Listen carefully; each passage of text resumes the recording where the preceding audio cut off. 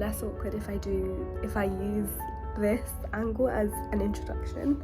So this is my first speaking video, and I thought I would do a favourite because those are the videos I loved watching growing up, and I love a lot of things, and I think it would be a good introduction into this channel. So yeah, here we go. Okay, first is hair care. Hair care products, they're Rahua. The company is prided on an ingredient from the rainforest, fresh natural ingredients, and their most popular is the Hydration Collection, which is really good for curly hair. I didn't like the shampoo because I don't think it cleans properly. Like, it's okay, but it leaves your hair a little bit greasy, whereas the hydration conditioner is the opposite. Quite thin hair, I don't want it to feel like build up and greasy, so I need it to feel fluffy, and I need like slippy products, I think, do that. I use Olaplex. I feel like this is so basic, like everyone does. This is really good, really thin and lightweight, and a heat protectant as well. Facial cleanser. This is a Sukin foaming facial cleanser. This literally smells like orange chocolate. I've been using this for 8 years now. The experience is so much nicer than other like drugstore face washes. This was really awkward at the start, but this is quite fun now. Yeah, let's move on to perfume. So I've got some empty perfumes that I have used up. My first one is Calvin Klein Beauty.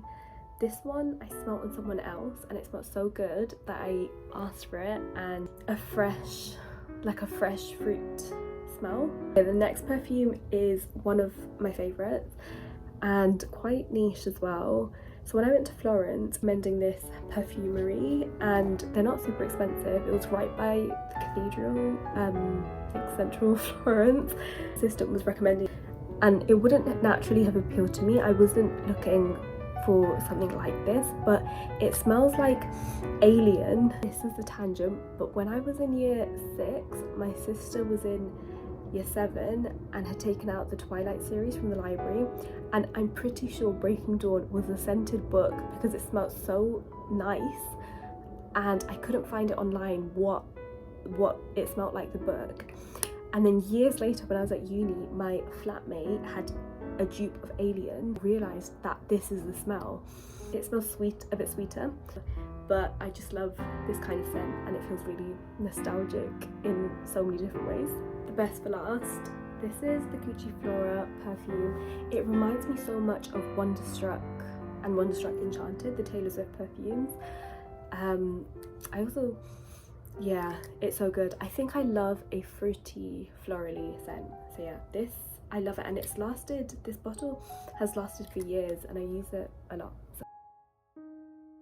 Okay, now is my favourite section, which is makeup. We had a golden era of buying makeup where everything I bought like 5 years ago was a massive hit, and I've been using these things since. MAC face powder.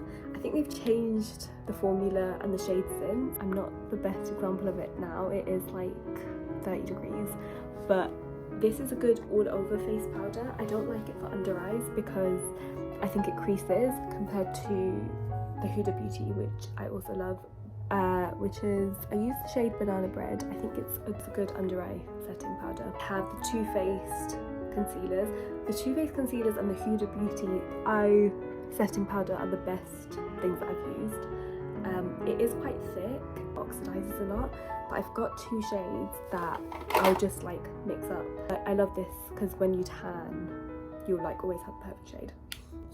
Okay, I've had to go and fetch this, but Sky High Maybelline mascara is the best mascara that I've tried, and it's nice that they've got a brown shade. And then lastly, this is the Rare Beauty lip liner in Gifted, I think. The shade is gone. I've repurchased this so much. This runs out so quick, which is so annoying, but this is like the perfect dark rose lip liner.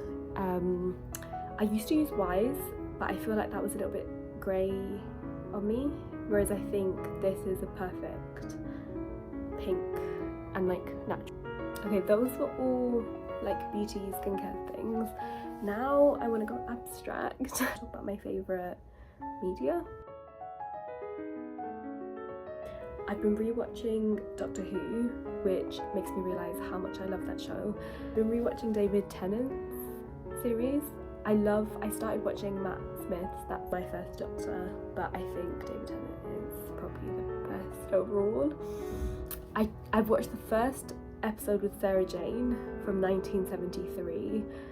How that show has developed. I watched the Ncuti Gatwa's first episode, which isn't as bad as I thought it would be.